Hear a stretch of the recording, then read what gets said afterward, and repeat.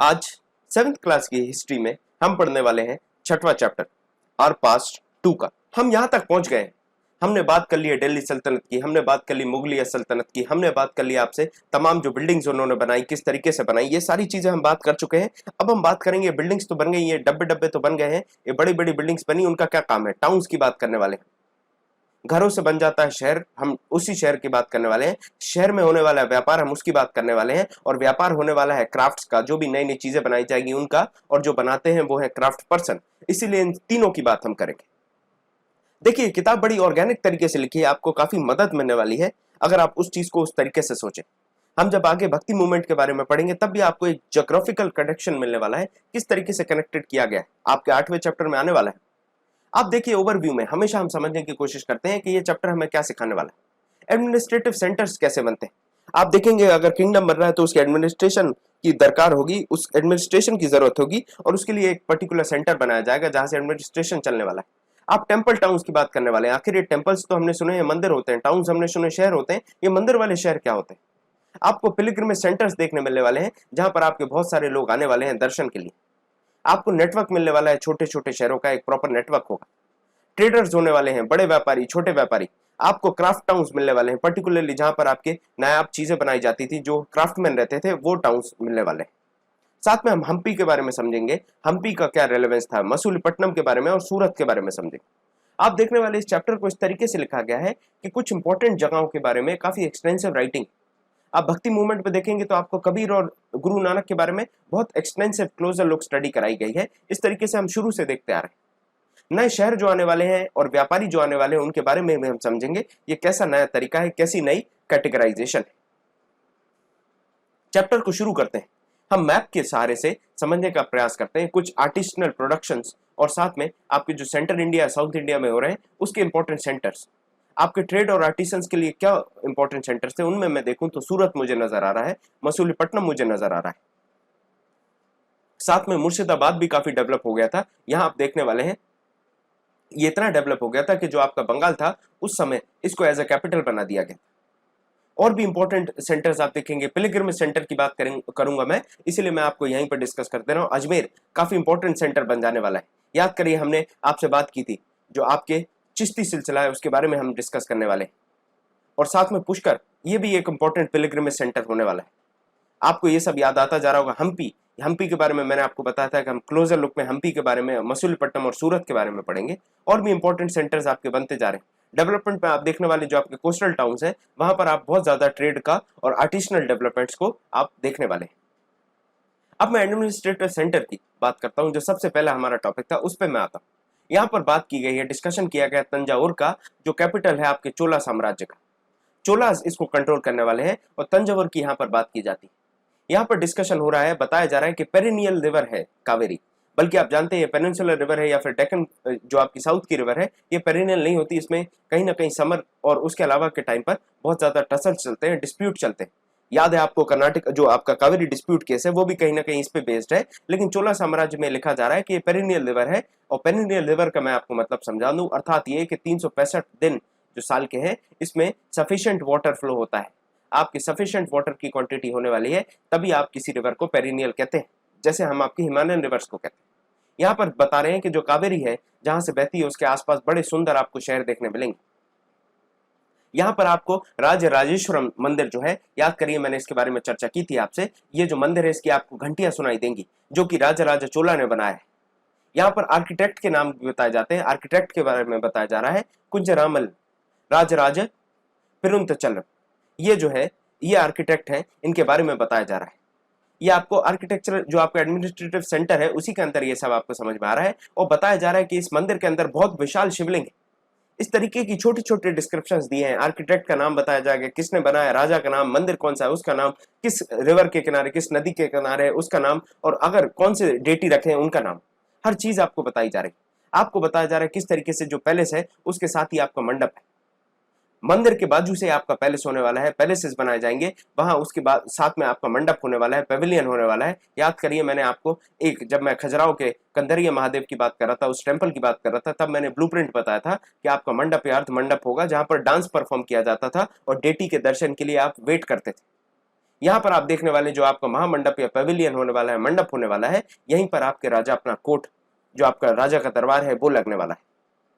और यहीं से राजा अपने ऑर्डर्स देने वाले हैं अपने सबॉर्डिनेट्स को, अपने से जो नीचे लोग हैं रैंक में, उनको ऑर्डर्स देने वाले हैं। यहाँ पर आप देखेंगे आर्मी के बैरक्स भी हैं। तो एक तरीके से आपको याद करिए, मैंने गैरिसन टाउन समझाए थे जहां पर आर्मी के बैरक हुआ करते थे, तो यहाँ पर आपको आर्मी के बैरक भी मिलने वाले हैं। तो मंदिर का कितना ज्यादा रेलेवेंस है। और मंदिर के साथ ही आप देखेंगे मंदिर के मंडप में ही आपके कोर्ट्स लग रहे हैं, आपके दरबार लग रहे हैं, वहां से राजा अपने ऑर्डर्स पास कर रहा है, साथ में फौज भी है वहीं पर। यहां पर बताया जाता है वाटर सप्लाई के बारे में। जो वाटर सप्लाई है 2 टाउन्स में हो रही, 2 टाउन से आ रहा है पानी आपके वेल्स और टैंक्स के द्वारा वाटर सप्लाई होने वाला है, ये हमें बताया जाता है। हमें एक पर्टिकुलर एक कास्ट के बारे में या एक पर्टिकुलर वीवर के टाइप के बारे में बताया जाता है, उनकी कैटेगरी के बारे में, जो सलेया वीवर्स हैं उनके बारे में बताया जाता है तंजावुर में।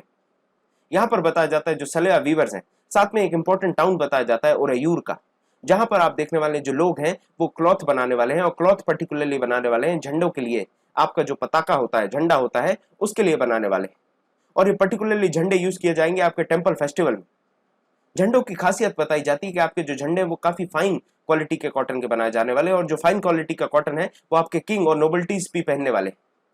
बाकी जो आम जनता है वो क्या पहनने वाली है, इसके बारे में बताया जाता है कि आम जनता आपके जो आपके कोर्स कॉटन है, जो रगड़दार है, थोड़ा सा कोर्स है, आप कोर्स समझते हैं, आप हाथ में पाउडर ले लीजिए, वो आपको सॉफ्ट लगेगा, फाइन लगने वाला है। पाउडर, टेल्कम पाउडर ले लीजिए, मेंस वाइल्ड स्टोन ले लेंगे, या कोई भी मेंस पाउडर लें, कोई भी पाउडर लें, मेंस फीमेल कोई भी पाउडर ले लें, आपको वो फाइन लगने वाला है। और अगर आप कोर्स की बात करें तो आप अपने हाथ में रेत लेकर देखें, वो आपको कोर्स लगेगा, आटा लेकर देखें वो कोर्स लगेगा। तो ये डिफरेंस है फाइन और कोर्स में। इससे आपको कपड़ों से समझ में आ जाएगा आदमी ये राजा है, नोबिलिटी है, या फिर कॉमन मासेस है। आपको देखने वाला है, थोड़ी दूर आप चलेंगे, घर से निकलेंगे, थोड़ी दूर चलेंगे तो आपको स्वामी मलई मिलने वाला है। ये स्वामी मलई जो है, यहाँ पर आपके देखने वाले हैं स्थपतिस या फिर स्कल्पचर्स रहने वाले हैं, जो कि स्कल्पचर्स बनाएंगे, पर्टिकुलरली ब्रॉन्ज के स्कल्पचर्स बनाएंगे, जो काफी लंबे लंबे होंगे, काफी बड़े बड़े होंगे। यहाँ पर बेल मेटल का यूज किया जाएगा पर्टिकुलरली आपके लैंप्स बनाने के लिए। याद करिए, आपने लैंप देखे होंगे, पिक्चरों में अक्सर दिखाया जाता है, इस तरीके का एक स्टैंड होता है नीचे, और ऊपर आप देखने वाले हैं यहाँ पर लैंप्स होते हैं, यहाँ पर आप घी डालते हैं और यहाँ पर आप बाती जला देते हैं दोनों तरफ, और नाना प्रकार की जगह पर इसकी डिजाइनें बनाई जाती हैं। यहाँ से सवाल उठना चाहिए आपके दिमाग में कि आखिर ये बेल मेटल क्या है। तो बेल मेटल एक टाइप का ब्रॉन्ज होता है, लेकिन इसकी खासियत ये होती है कि जब आप इसको हिट करते हैं तो ये बजता है, घंटी से जैसी आवाज होती है, बेल से जैसी आवाज होती है, वही आवाज ये प्रोड्यूस करता है। अब हम दूसरे सेगमेंट की तरफ आए तो टेंपल टाउन्स की बात करने वाले हैं, पिलग्रिमेज सेंटर की बात करने वाले हैं। शब्दों पर जाए, शब्दों को पकड़े, शब्दों को आप पकड़ेंगे तो आपको समझ में आएगा। मंदिर जो है, मंदिर और मंदिर के पास ही जो टाउन है या मंदिर से जुड़ा हुआ जो टाउन है, वही आपका टेंपल टाउन कहलाएगा। जिस टाउन में टेंपल है वही आपका टेंपल टाउन कहलाएगा। आपको एक बात समझने की जरूरत है, याद करिए, कोई भी इंपॉर्टेंट अगर मंदिर होता है तो मंदिर के आसपास आपकी दुकानें लगने लगती हैं, इकोनॉमिक एक्टिविटीज होने लगती हैं। अगर बहुत बड़ा मंदिर होगा तो वहां की इकोनॉमिक एक्टिविटीज भी उतनी ज्यादा बढ़ जाएंगी। आप देखिए, आपको होटल की जरूरत पड़ेगी, आपको खाने की जरूरत पड़ेगी, आपको धर्मशालाओं की जरूरत पड़ेगी, साथ में और भी फैसिलिटीज की आपको जरूरत पड़ेगी। और इस तरीके से आप देखने वाले इकोनॉमिक डेवलपमेंट होने वाला है मंदिर के आसपास का। आप तिरुपति का एग्जाम्पल ले लीजिए, आप पद्मनाभ स्वामी का एग्जाम्पल ले लीजिए, आप शिरडी वाले साईं बाबा का एग्जाम्पल ले लीजिए, आप किसी भी बड़े मंदिर का एग्जाम्पल ले लीजिए, मैं आपको बता दूंगा उसके आसपास जो टाउन डेवलप हुआ है वो मंदिर के अंदर होने वाली इकोनॉमिक एक्टिविटीज की वजह से ही डेवलप होता है। और यहीं से आपको समझ में आने वाला है जो आपके टेंपल टाउन्स हैं, ये बहुत ही ज्यादा महत्वपूर्ण हो जाएंगे आपके पैटर्न ऑफ अर्बनाइजेशन को समझने के लिए। अर्बनाइजेशन कैसे आने वाला है, आप दूर दराज से देखने वाले लोग दर्शन करने आएंगे। वैष्णो देवी का आप देखिए, वैष्णो देवी में आपके 24 घंटे लंगर चल रहा है, और इस तरीके की होटल्स का काम होगा, और भी इकोनॉमिक एक्टिविटीज होंगे, लोग अपने खच्चर लेकर आएंगे ऊपर चढ़ाने के लिए। सुशांत सिंह की पिक्चर देखिए, उसमें आपको मिलने वाला है जो लोग हैं वो केदारनाथ तक का दर्शन कराने के लिए खच्चर या फिर ऐसे कंधे पर लाद कर ले जाते हैं जो आपके पिलग्रिम्स हैं उनको। तो इस तरीके से इकोनॉमिक एक्टिविटीज बहुत ज्यादा बढ़ने वाली हैं, ये आपको समझने की जरूरत है। यहीं से आपको पैटर्न ऑफ अर्बनाइजेशन समझ में आने वाला है। टेंपल्स की बात करूं मैं आपसे, तो टेंपल्स की आप पर्टिकुलरली बात करने वाले हैं, ये आपके सेंट्रल हो जाते थे इकोनॉमिक और सोसाइटी के लिए। टेंपल्स जो है एक सेंटर बन जाते हैं आपकी इकोनॉमिक डेवलपमेंट के लिए, और यहाँ पर सोशल एक्टिविटीज भी हो रही। मैंने अभी आपको बताया किस तरीके से किंग अपना राज करने वाला है, अपना कोर्ट, अपनी सभा लगाने वाला है यहाँ पर, साथ में आपकी सोशल डेवलपमेंट्स भी यहाँ पर होने वाले हैं। जो आपके रूलर्स हैं वो बड़े बड़े मंदिर बना के अपने पावर को डेमोन्स्ट्रेट करते थे, अपने वेल्थ को डेमोन्स्ट्रेट करते थे, और साथ में अपनी श्रद्धा, अपना डिवोशन भी डेमोन्स्ट्रेट करते थे उन पर्टिकुलर डेटी के लिए। जैसे मैंने आपसे राजराज चोला की बात की, मैंने आपको बताया किस तरीके से उन्होंने वो शिवलिंग वाला एक बड़ा सा मंदिर बनाया था तंजावुर में। तो वहां वो अपना शिव की तरफ, गॉड शिवा की तरफ अपना डिवोशन शो कर रहे हैं। यहाँ पर आपको देखने मिलने वाला है कि ग्रांट्स मिलेंगे, आपके लैंड ग्रांट्स होने वाले हैं और मनी भी दिया जाएगा, और मनी दिए जाएंगे जिससे आप देखने वाले हैं इलेबोरेट रिचुअल्स होने वाले हैं, आपके भोज होने वाले हैं जिसमें आपको बहुत सारे जो शरणार्थी आएंगे उनको खिलाया जाएगा। यहां से मुझे मंजूनाथ टेम्पल की बात याद आती है। आप देखते होंगे नेट जियो पर, जब आप नेट जियो देखेंगे, नेट जियो में आपको मेगा किचन्स के नाम से एक शो आता था, उसमें बताया जाता था कैसे आप इतने सारे लोगों को खिला रहे हैं। आपके जो मंदिर के पुजारी हैं उनका भी जो खर्चा चलाया जाएगा वो इन्हीं दान पुण्य के कामों से, जो आपका मनी दिया जाता है ग्रांट में, उससे चलाया जाएगा। और जो बड़े बड़े सेलिब्रेशन होते हैं मंदिर में फेस्टिवल के, उसको भी इसी ग्रांट से, इसी मनी से आप करने वाले हैं काम। और जो आपके लैंड है, लैंड से भी आप बहुत सारे जो प्रोड्यूस करने वाले क्रॉप्स वगैरह, वो भी यहीं पर काम आने वाले हैं। आपको समझ में आएगा जो आपके पिलग्रिम्स आने वाले हैं, रईस लोग, जो पैसे वाले लोग हैं वो तो दान दे रहे हैं, मर्चेंट्स दान दे रहे हैं, किंग दान दे रहे हैं, उसके अलावा भी आपके जो पिलग्रिम्स आने वाले हैं वो भी अपनी मन्नतें मांगेंगे, और वो अपनी मन्नतें मांग कर, आपको याद है आप किस तरीके से 10 का नोट दान पेटी में डाल देते थे, उसी तरीके से यहाँ पर भी डोनेशन होने वाले हैं। श्रद्धा अनुसार, भक्ति अनुसार आपके डोनेशन आपको देखने मिलने वाले हैं। और यहाँ से आपको टेम्पल टाउन के बारे में उम्मीद करता हूँ क्लियर हो गया होगा। यहाँ पर देखिए आप पिलग्रिम सेंटर बनने वाला है, और धीरे धीरे जो आपका पिलग्रिम का सेंटर है, ये जो आपका भक्ति का एक स्तंभ है, भक्ति का एक सेंटर बन गया है, यहाँ पर डेवलपमेंट्स होने वाली है। और यहाँ पर डेवलपमेंट होगी आपके टाउनशिप की। कुछ लोग होंगे जो वहां पर दर्शन करने आएंगे लेकिन धीरे धीरे वहीं बस जाएंगे, कुछ लोग होंगे जो हर साल रेगुलर बेसिस पे वहां आने लगेंगे। आप उज्जैन के महाकाल की बात कर लीजिए, उज्जैन के महाकाल के आसपास का एरिया आप देखेंगे तो वो उस मंदिर की इकोनॉमी की वजह, मंदिर के अंदर जो पिलग्रिम्स आ रहे हैं उनकी वजह से ही चल रहा है, आसपास का जो इलाका है। आप देखने वाले वृंदावन की बात करूं मैं पर्टिकुलरली, जो उत्तर प्रदेश में है, उसमें भी आपको इस तरीके की टाउनशिप डेवलपमेंट मिलेगी। तिरुवनमलाई की बात करूं जो तमिलनाडु में है, वहां पर भी आपको इसी तरीके का एक एग्जांपल मिलने वाला है कि किस तरीके से मंदिर में जो आपके पिलग्रिम आते हैं, टेम्पल टाउन होता है, उसकी वजह से आपकी टाउनशिप डेवलप होती। अजमेर की मैंने आपको चर्चा की थी, अजमेर के बारे में मैंने बताया था। आप यहाँ देखने वाले हैं जो चौहान वंश में चौहान राजा पृथ्वीराज चौहान के बारे में मैंने जो बताया था, और भी चौहान राजाओं के लिए वो आपका सेंटर था, कैपिटल था, उसमें भी आप देखने वाले 12th सेंचुरी में किस तरीके से डेवलपमेंट होने वाला है। बाद में जो आपका सूबा हेडक्वार्टर है मुगल्स का, वो भी बनने वाला है। मुगल आजम पिक्चर में बताया गया है, और देखा जाता है किस तरीके से आपका जो अकबर है राजा, वो पैदल चलता है रेगिस्तान में सिर्फ पुत्र प्राप्ति के लिए, लड़के को, उसको एक बेटा जन्म हो जाए उसके लिए, और फिर आपका जहांगीर पैदा होता है। इस तरीके से बताया जाता है कितनी ज्यादा इंपॉर्टेंस होती है इन पिलग्रिम साइट्स की, और यहाँ पर आसपास किस तरीके से आपके इंपॉर्टेंस के हिसाब से आपके सूबा बनाए जाएंगे। सूबा, सूबेदार, याद करिए, याद आ रहा होगा आपको, अजमेर के बारे में भी याद आ रहा होगा। इस तरीके से डेवलप कर दिया जाता है। आपको समझ में आएगा किस तरीके से आपकी जो इकोनॉमिक एक्टिविटीज हैं और उसके साथ आपकी रिलीजियस एक्टिविटीज हैं, वो साथ में कोएग्जिस्ट करने वाली, ये साथ में मिलकर रहने वाली, हाथ में हाथ मिलाकर जय वीरू की तरह आगे बढ़ने वाली। ख्वाजा मोइनुद्दीन चिश्ती की बात करूंगा मैं पर्टिकुलरली, जो एक सूफी संत है, ये यहाँ पर 12th सेंचुरी में सेटल होते हैं। और यहाँ पर आप देखेंगे, चाहे आप हिंदूज की बात करें, मुस्लिम्स की बात करें, बहुत ज्यादा संख्या में यहाँ पर भक्त आया करते थे। और जब यहाँ पर बहुत ज्यादा संख्या में भक्त आएंगे तो इसका डेवलपमेंट स्वाभाविक है। अजमेर के पास बताया जाता है एक लेक है, वहां पर भी कहीं ना कहीं इसका कनेक्शन देखा जाता है। पुष्कर के बारे में मैंने आपसे चर्चा की थी, जहां पर पूरे विश्व में एक ही ऐसी जगह है जहां पर ब्रह्मदेव का मंदिर है, ब्रह्म का मंदिर है। और यहाँ पर भी आप देखने वाले हैं जो आपके पिलग्रिम्स हैं वो एंशिएंट टाइम से, पुराने समय से ही आते जा रहे हैं। यहाँ पर देखिए अजमेर में आपको मैप में दिखा रहा हूँ राजस्थान में, और यहाँ पर आप देखने वाले हैं ये जो पुष्कर का एक पिक्चर बनाई गई है, पुष्कर के बारे में जहां ब्रह्म का मंदिर है वो आपको बताया जाता है। मैं आपसे बेल मेटल की चर्चा कर रहा था थोड़ी देर पहले, याद करिए मैंने बेल मेटल बताया था जो ब्रॉन्ज होता है, लेकिन उसकी खासियत ये होती है कि जब वो बजता है, जब उसको आप बजाते हैं तो वो बिल्कुल घंटी की तरह बजता है, घंटी जैसा साउंड प्रोड्यूस करता है, इसीलिए आप उसको बेल मेटल कहते हैं। यहाँ पर एक पर्टिकुलर स्टैचू दिखाया गया आपको जो ब्रॉन्ज से बनाया गया है, कृष्ण का स्टैचू है ये। आपने अगर श्री कृष्णा करके एक सीरियल आता था वो आपने देखा होगा तो आपको याद होगा किस तरीके से सांप, जो आपके श्री कृष्ण है, वो बॉल उठाने के लिए यमुना नदी के अंदर कूदते हैं, और वहां पर कालिया सांप जो है, डीमन कालिया जो है, उसका वध कर देते हैं, उसको मार डालते हैं। और यही चीज यहाँ पर डिपिक्ट की गई है। यहाँ पर नीचे आपका कालिया सांप है और ऊपर आपके श्री कृष्ण बैठे हैं। ये पर्टिकुलर जो पिक्चर है ये आपकी बेल मेटल के द्वारा बनाई गई है।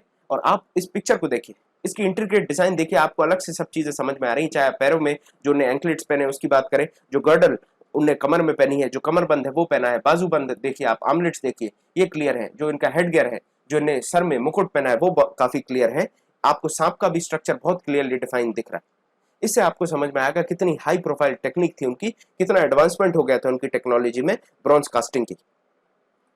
चोला ब्रॉन्ज कास्टिंग का जो स्टैचू है उसके बारे में मैं आपको बता रहा हूं, ये आज भी आपके वर्ल्ड में, थ्रू आउट वर्ल्ड, आप भरोसा नहीं करेंगे इस चीज का, लेकिन जो भी आपके बड़े बड़े यूके में कलेक्शन हाउसेस हैं, जो आपके ऑक्शन हाउसेस हैं, वो सब चोला ब्रॉन्ज जो आपके स्टैचूज हैं उनके दीवाने हैं।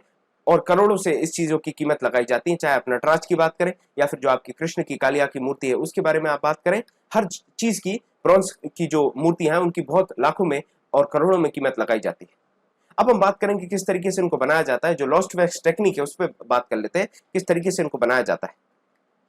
तो इस पर चर्चा करने के पहले मैं आपको बताता हूं, पहले तो आपकी एक मूर्ति बनाई जाएगी, एक मूर्त बनाई जाएगी, और वो मूर्ति बनाई जाएगी आपकी वैक्स की, मोम की बनाई जाएगी मूर्ति। पहले तो आप मोम की एक मूर्ति बना लीजिए। मोम की मूर्ति बनाने के बाद आप उसको क्ले से ढक देंगे। आप चाहे इसका वीडियो भी देख सकते हैं, यहाँ पर आप देखने वाले हैं क्ले से आप उसको ढक सकते हैं, और उसके बाद आप उसको क्ले को सूखने के लिए रख देंगे। बाद में दूसरी तरफ आप क्या करने वाले हैं, आप उसको गर्म करने वाले हैं। उसको गर्म करके उसके साथ एक क्ले में एक होल आप बना देंगे, एक सुराख बना देंगे। सुराख आप इसीलिए बनाएंगे, दो सुराख बनाएंगे, एक आप ऊपर की तरफ बनाएंगे, एक आप नीचे की तरफ बनाएंगे। मैं आपको बताऊंगा क्यों बनाने वाले। सपोज करिए हम भी आपके साथ जो पढ़ते जा रहे हैं, साथ में हम एक मूर्ति बनाते हैं। मैं एक मूर्ति बनाता हूँ, ये अजीब सी कुछ एक आकार में बनाने वाला।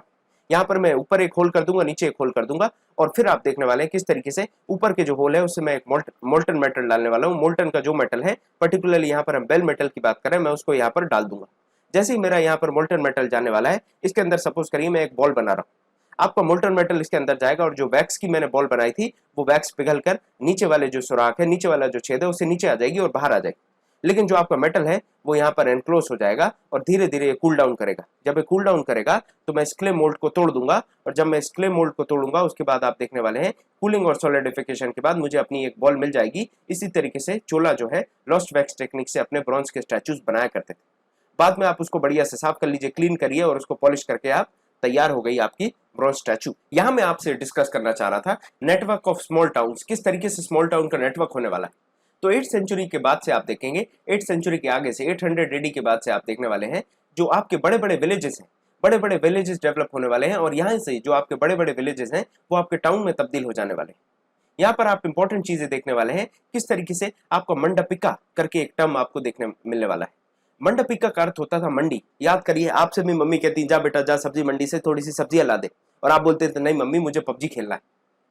ये उसी मंडी की बात कर रहे हैं, लेकिन इस मंडी का जो टर्मिनोलॉजी है वो चेंज है, क्योंकि एंशिएंट टाइम की बात कर रहा हूं मैं, मिडिवल टाइम की बात कर रहा हूं। मंडपिका कहते थे उसको। यहाँ पर आप देखने वाले जो भी आसपास के विलेजेस हैं वो अपनी प्रोड्यूस जो है, जो भी उन्होंने क्रॉप्स ग्रो किए उसको बेचने आने वाले, ये मंडी कहलाती थी या मंडपिका कहलाती थी। एक और चीज आपको समझ में आने वाला है, मार्केट स्ट्रीट्स लगती थी। आपने देखा होगा रास्ते पे जो मार्केट्स लगती हैं उसको हाटा कहा जाता था। हटा जो कहा जाता था, आज के समय उसी को आप हाट कहते हैं। याद आ रहा है? जिसमें आपकी लाइन से शॉप्स लगी रहती हैं और दुकानें लगी रहेंगी, और साथ में जो भी सामान फल फ्रूट चाहिए, आपको मसाले चाहिए, दाल चाहिए, गेहूं चाहिए, तमाम चीजें, कपड़ा लत्ता, हर चीज बेचा जाता है वहां पर। और भी बहुत सारी अलग अलग स्ट्रीट्स हुआ करती थी जिनमें पर्टिकुलर आर्टिसंस के जो प्रोडक्ट्स थे वो पॉपुलर थे। आप देखने वाले एक ऐसी स्ट्रीट होगी जहां पर आपको पर्टिकुलरली पॉटरीज मिलेंगी, घड़े मिलेंगे, घड़े वाले की गली हो गई। उसके बाद आप देखेंगे ऑयल प्रेसर जो मिलेगा, कोल्हू के बैल से जो तेल निकालता था, तेली मिल गया तो तेली की गली हो गई। उस तरीके से आप देखेंगे शक्कर बनाने वाला होगा, टोडी मेकर होगा। टोडी एक तरीके का इंटॉक्सिकेंट होता है जो काफी पॉपुलर है आपके साउथ इंडिया में। उस तरीके के आपको पर्टिकुलर आर्टिसंस मिलने वाले हैं या फिर प्रोड्यूसर्स मिलने वाले हैं, उनका पर्टिकुलर एक स्ट्रीट हुआ करती। आप देखने वाले स्मिथ हैं, चाहे आपके गोल्ड स्मिथ हैं या फिर आपके आयरन स्मिथ हैं, ब्लैक स्मिथ हैं, ये सब की आपको एक पर्टिकुलर जगह मिलने वाली है। स्टोन मैसनरी के लिए भी पॉपुलर होंगी कुछ गलियां। इस तरीके के आपको टाउन्स मिलने वाले हैं। यहाँ पर आपको समझ में आ गया, कुछ जो आपके पर्टिकुलर ट्रेडर्स हैं वो टाउन में ही रहने वाले हैं और वहीं से अपना जो भी मैनेजमेंट है, अपना जो बिजनेस है उसको चलाने वाले हैं। और दूसरी तरफ आपको देखने मिलने वाले ऐसे ट्रैवलर्स, याद करिए हमने ऐसे ट्रैवलर्स की चर्चा कर चुके हैं पिछले चैप्टर्स में। आपको ऐसे ट्रैवलर्स मिलने वाले हैं जो एक टाउन से दूसरे टाउन जाते थे, ए से बी जाते थे माल लेके, ए से कुछ खरीदेंगे बी में बेचेंगे कुछ पैसा कमाएंगे, बी से कुछ खरीदेंगे ए में बेचेंगे कुछ पैसा कमाएंगे। इस तरीके से डाल डाल पात पात जाते रहते थे और पैसे कमाते रहते थे। आपको यहां समझ में आने वाला है, यहां से दूर दूर से और पास पास से लोग आने वाले हैं और यहां से आपके लोकल आर्टिकल्स को खरीदेंगे और अपना जो भी प्रोडक्ट है उसको सेल करा करते थे, और इस तरीके से व्यापार चलता था। मोहनजोदाड़ो पिक्चर अगर आपने देखी होगी तो उसमें ये बड़े अच्छे से दिखाया है, वो नील बेचने आता है, वहां पर आप देखेंगे घोड़े बेचने आ रहे हैं, सॉल्ट बेचा जाएगा, कैम्फर कपूर बेचा जाता है, जाफरान सैफरॉन जिसको आप जाफरान कहते हैं। याद आ रहा है आपको? जाफरान कहा जाता है कि दूध में आप अगर जाफरान डालते हैं, केसर डालते हैं तो आपके लिए काफी अच्छा रहता है, तो वही जाफरान, वो सैफरन बेचने आएंगे। पान का पत्ता, बीटल नट बेचने आएंगे, पान का पत्ता नहीं सॉरी, यहाँ पर बीटल नट मतलब जो आपकी सुपारी है उसको बेचने आएंगे। साथ में आपके स्पाइसेस, याद करिए पेपर, पेपर को हम क्या कहते थे? हम इसको ब्लैक गोल्ड कहते थे। ब्लैक गोल्ड भी बेचने आने वाले हैं, जो आपका ग्रीक है, जो आपके ग्रीक लोग हैं वो इसको, और रोमन साम्राज्य वाले इसको पर्टिकुलरली ब्लैक गोल्ड कंसिडर करते थे, उसका भी व्यापार होता था, उसकी भी टाउन्स में दुकानें लगने वाली हैं। मैंने आपको कहा था सामंत के बारे में, सामंत के बारे में हमने पढ़ा था कि जो एक पीस ऑफ लैंड जिनके पास होने वाला है, एक नए तरीके का, जब मैंने आपको बताया था एक आर्मी का नया फॉर्म आने वाला है सामंत के बारे में, और ये जो सामंत है इनके पास एक पीस ऑफ लैंड होता था, ये अपनी आर्मी को मैनेज करते थे, आर्मी का खर्चा उठाते थे, उनको सैलरी देते थे, और अगर ये ज्यादा पावरफुल हो जाए और आपका सेंटर वीक हो जाए तो ये खुद को इंडिपेंडेंट भी डिक्लेयर कर देते थे, अपना खुद का पर्टिकुलर किंगडम भी बना लेते थे। मैंने आपको बताया था जो चालुक्यास है उनके सामंत थे राष्ट्रकूटास, मैंने आपको बताया था जो पल्लवास हैं उनके ही सामंत थे आपके चोलास, बाद में यही जाके राष्ट्रकूटा साम्राज्य बनाएंगे और चोलास अपना साम्राज्य बना लेंगे। ये जो सामंत हैं ये आगे आने वाले समय में जमींदार बन जाएंगे, और जमींदार बन जाएंगे तो ये बड़ी अपनी कोठी बनाने वाले हैं, हवेली बनाने वाले हैं, और ये जो फोर्टिफाइड पैलेस बनाने वाले हैं ये पर्टिकुलरली आपका टाउन शहर के पास होता था। अब जमींदार है तो शहर के पास ही रहेंगे, गांव की जिंदगी तो इनको रास आने नहीं वाली, पैसा है, घर है, गाड़ी है, क्या चाहिए इनको, तो ये घर जो टाउन्स में रहने लगे। आप यहाँ देखने वाले हैं ये जमींदार टैक्सेस लगाने वाले ट्रेडर्स पे और आर्टिसंस पे, साथ में जो आर्टिकल्स वो बनाते हैं उस पे। कभी कभी आप देखने वाले हैं ये जो उनका टैक्स लेने का राइट है इसको ये डोनेट कर देते हैं। किस तरीके से अपना ये टैक्सिंग का जो राइट है वो लोकल टेंपल को दे देंगे, लोकल टेंपल को ट्रांसफर कर देते थे पर्टिकुलरली, क्योंकि ये मंदिर या तो इन्हें बनाया था या फिर रिच मर्चेंट्स के द्वारा बनाया जाता है। और इसके बारे में जो राइट्स टू कलेक्ट टैक्स है और ये राइट्स हैं इनके बारे में हमें इंस्क्रिप्शंस में देखने मिलता है। याद करिए मैंने आपको कॉपर प्लेट की एक पिक्चर दिखाई थी, जो ताम्र पात्र है उसकी मैंने आपको पिक्चर दिखाई थी, और इसी वजह से आपको इंस्क्रिप्शंस आज भी देखने मिलेंगे, क्योंकि वो कहीं ना कहीं किसी पत्थर पे या किसी मेटल पे लिखे गए। अगर कागज या पाम लीफ पे लिखे गए होते तो शायद उनका अभी तक बचना मुश्किल होता। अब मैं बात करने वाला हूं मार्केट्स पे किस तरीके के टैक्स लगे जाते थे, ये हम समझते हैं। यहां पर आपको देखने मिलेगा 10th सेंचुरी के आसपास इंस्क्रिप्शंस मिलते हैं आपको राजस्थान में, जिसमें आपके मार्केट टैक्सेस के बारे में बताया है। यहां पर आपको जो टैक्स है उसके बारे में बताया जाएगा, जो ड्यूज है वो टेंपल अथॉरिटी कलेक्ट कर रही है ये बताया जाएगा। आपके जो ड्यूज है वो टेंपल अथॉरिटी कलेक्ट करने वाली है, चाहे आप बात करें शक्कर पे या फिर गुड़ पे, जो आपके कपड़े रंगने वाला डाई होता है उसके ऊपर भी, धागे के ऊपर, कॉटन के ऊपर, जो आपका कोकोनट है, नमक है, सुपारी है, मक्खन, तिली का तेल या फिर कोई भी कपड़ा है, इन सब पे टैक्स होने वाला है, और ये टैक्स आपका मंदिर कलेक्ट करने वाला है। और इसी तरीके से आपको और भी टैक्सेस समझ में आएंगे, आपके ट्रेडर्स के ऊपर टैक्स लगेंगे, मेटल बेचने के ऊपर टैक्स लगने वाले हैं, आपके डिस्टिलर जो हैं जो वाइन वगैरह बनाते हैं उनको टैक्स देना पड़ेगा, जो आपके तेली हैं जो आपके तेल निकालेंगे उनको टैक्स देना पड़ेगा, आपके कॉर्डर जो आपके जानवर मवेशियों के लिए जो चारा बनाते हैं उनको टैक्स देना पड़ेगा, और उसके अलावा आप देखने वाले हैं जो भी आपका गेहूं या चावल या जो भी ग्रेन्स होने वाले हैं उसके ऊपर टैक्स होगा। तो आप देख रहे हैं हर चीज के ऊपर आज जो टैक्सेशन सिस्टम है वो आज ही नहीं, ये शुरू से चला आ रहा है, और एडमिनिस्ट्रेशन में, रेवेन्यू जनरेशन में बहुत ही इंपॉर्टेंट रोल आपके टैक्स का रहा है। लेकिन यहाँ पर चेंज ये आ जाएगा कि ये जो टैक्स कलेक्ट किया जा रहा है ये टेंपल अथॉरिटीज कलेक्ट करेंगी, भगवान के नाम पर टैक्स कलेक्ट किया जाएगा। यहाँ पर आप देखने वाले हैं कुछ जो टैक्स होता था उसको आप कैश में कलेक्ट करते हैं और कुछ को काइंड में। आप देखेंगे जो सॉल्ट है या अरेका नट है या कोकोनट है, इनको जो मंदिर है वो काइंड में ले लेगा, शुगर और जैगरी को काइंड में ले लेगा, क्योंकि उनके खाने पकाने में, जो आपके पिलग्रिम्स को खाने देने में उसमें यूज हो जाते हैं। आपको बाकी चीजों में देखने मिलने वाला है कुछ चीजों को ये कैश में कलेक्ट करने वाले। इस तरीके से एक बैलेंस एस्टेब्लिश करके चला जाता था। अब मैं आपसे बात करूंगा कुछ बड़े ट्रेडर्स और छोटे ट्रेडर्स के बारे में। यहाँ पर आपको एक बात समझने की जरूरत है, ट्रेडर्स की भी कैटेगरी हुआ करती थी, जिसमें पर्टिकुलरली आप बंजारास को देखेंगे। बंजारास या खाना बदोश होते थे जो एक जगह से दूसरी जगह घूमते रहते थे, जिसको आप अंग्रेजी में नोमैडिक लाइफस्टाइल कहते हैं, नोमैड्स कहते हैं। इनका एक ही काम था, एक जगह से सपोज कोई चीज खरीदेंगे, आप मान के चलिए यहाँ पर इन्हें गेहूं खरीदा 10 रुपए किलो, 10 रुपए का 1 किलो इन्हें खरीद लिया, और ये यहाँ से चलेंगे बी पे जाएंगे, और बी पे जाके इसी को अगर ये 12 या 15 रुपए किलो में बेच देंगे, यहाँ से इन्हें मुनाफा लिया। वहां पर बी में इन्हें देखा कि जो चावल है ये चावल इनको 10 रुपए किलो मिला है, ये बी से चावल खरीदेंगे 10 रुपए किलो में, आगे सी पर जाएंगे और सी में ये देखने वाले कि चावल यहाँ पर 17 रुपए किलो बिक रहा है, तो ये अपना पूरा चावल यहाँ बेच देंगे, और इस तरीके से इनका पूरा साइकिल चलता रहेगा। साल दर साल ये इसी तरीके से घूमते रहेंगे, खाना बदोशी करते रहेंगे। और बहुत सारे ट्रेडर्स के बारे में हमें देखने मिलता है, स्पेशली आपको देखने मिलेगा घोड़ा बेचने वालों को। घोड़ा आपको समझ में आ रहा है क्यों जरूरी, हॉर्सेज आपके जरूरी थे आपके ट्रेड के लिए, आपको ट्रेड करनी है या फिर आपको वॉर करनी है, हर चीज के लिए आपको घोड़े की जरूरत पड़ती थी, इसीलिए हॉर्स जो ट्रेडिंग है वो बहुत ही इंपॉर्टेंट ऑक्यूपेशन बन गया था।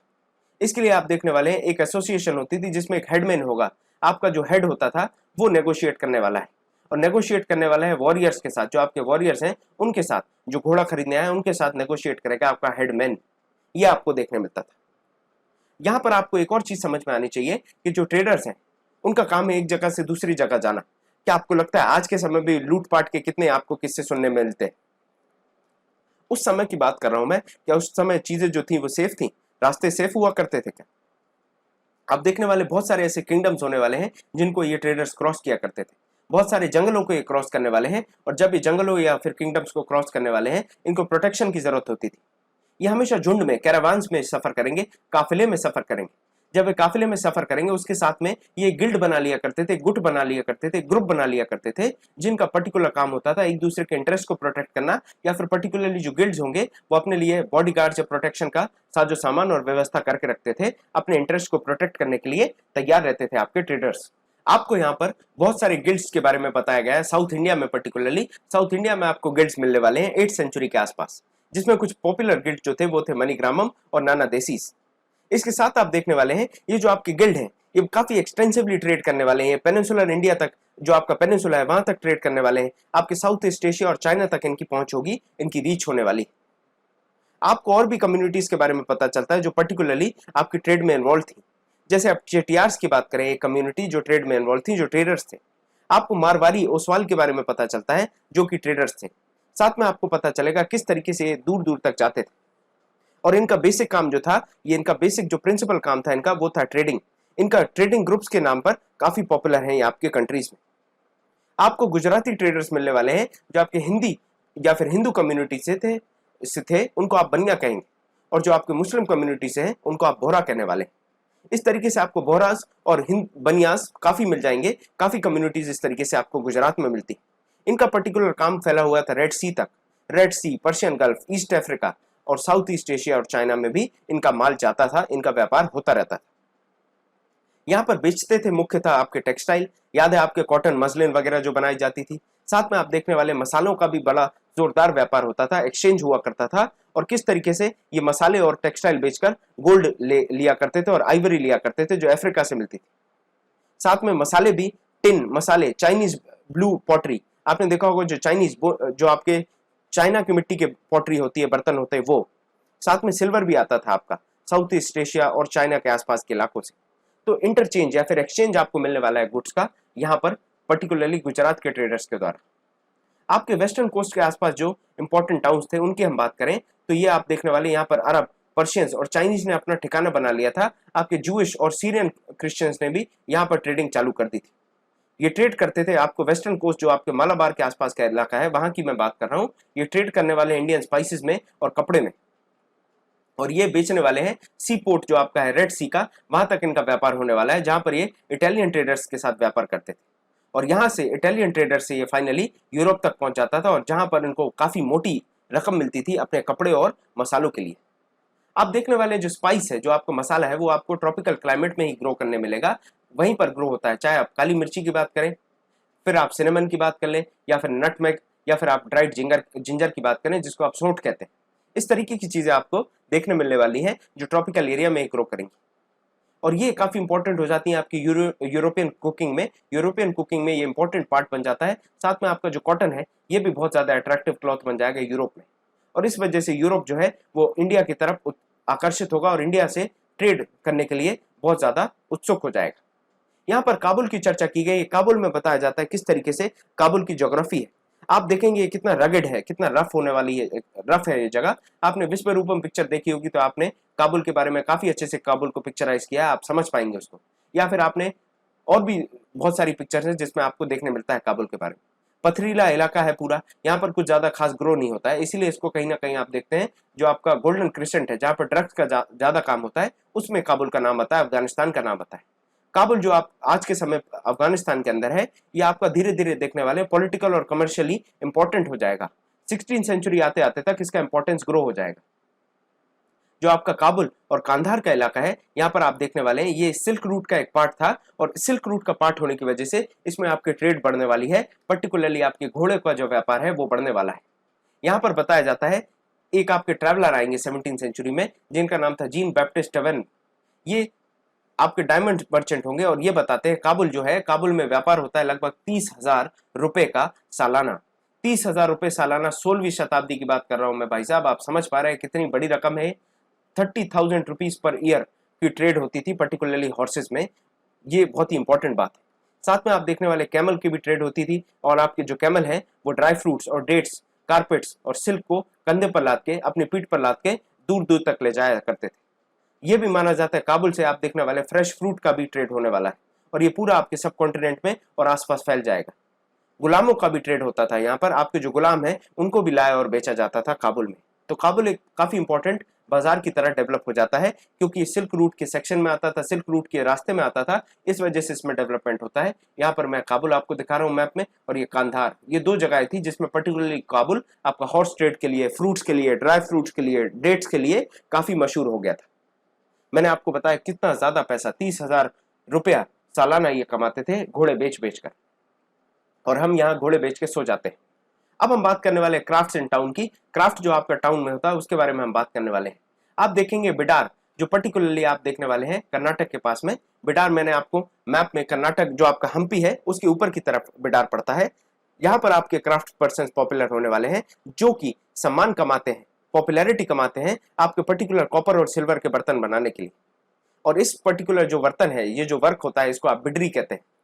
बिडरी के बारे में हम देखेंगे। साथ में आप देखने वाले पंचालाज या विश्वकर्मा कम्युनिटी डेवलप होने वाली है, पॉपुलर होने वाली है, जिनका काम था black Smith, gold Smith, bronze Smith या फिर मैसन या कारपेंटरी का। ये भी काफी ज्यादा पॉपुलर होने वाले हैं। क्यों? क्योंकि ये मंदिर बनाने में अपना बहुत ज्यादा योगदान देने वाले हैं और बहुत ज्यादा इंपॉर्टेंट रोल प्ले करने वाले हैं ये मंदिर बनाने में। साथ में आप देखने वाले जो महल बनेंगे, जो हवेलियां बनने वाली हैं, बड़े बड़े बिल्डिंग्स बनेगी, टैंक बनेंगे, रिजर्वायर बनेंगे, इनमें भी रिजर्व जो आपके तमाम पंचालास या फिर विश्वकर्माज हैं, इनका इंपॉर्टेंट रोल होने वाला है। वीवर जो आपके हैं, सलियार्स या फिर आप कहते हैं कई कोलार्स, ये भी इमर्ज होंगे, इनकी भी जो कम्युनिटी है पॉपुलर हो जाएगी, क्योंकि ये टेंपल को डोनेशन करने वाले हैं। साथ में आपको मैंने बताया जो आपके सलियार्स हैं वो झंडा बनाते थे, फ्लैग बना रहे हैं टेंपल्स के लिए। साथ में आपके जो किंग और नोबिलिटी है उनके लिए भी कपड़े बना रहे हैं। इसी वजह से अमीर होंगे, ये धनाढ्य होंगे और ये मंदिर को डोनेशन करने वाले हैं। यहाँ पर मैं आपको बताना चाहता हूँ कुछ और इंपॉर्टेंट क्लॉथ मेकिंग एस्पेक्ट्स थे, जैसे आपके क्लॉथ को, जो आपका कॉटन है उसको साफ करना है, उसकी स्पिनिंग करनी। याद करिए 6वीं क्लास का एनसीईआरटी का साइंस का चैप्टर, जिसमें मैंने आपको स्पिनिंग, वीविंग, डाइंग सब समझाया था। यहाँ पर आपको ये भी समझ में आने वाला है क्लॉथ मेकिंग के ये भी एस्पेक्ट्स होंगे, और इनमें भी कुछ पर्टिकुलर आपके क्राफ्टमैन होंगे, कुछ क्राफ्ट पर्सन होंगे जो काफी पॉपुलर हो जाएंगे, काफी स्पेशलाइजेशन हासिल कर लेंगे इंडिपेंडेंट ग्राउंड्स पे। ये इंडिपेंडेंटली अपना जो स्पेशलाइजेशन हासिल करने वाले।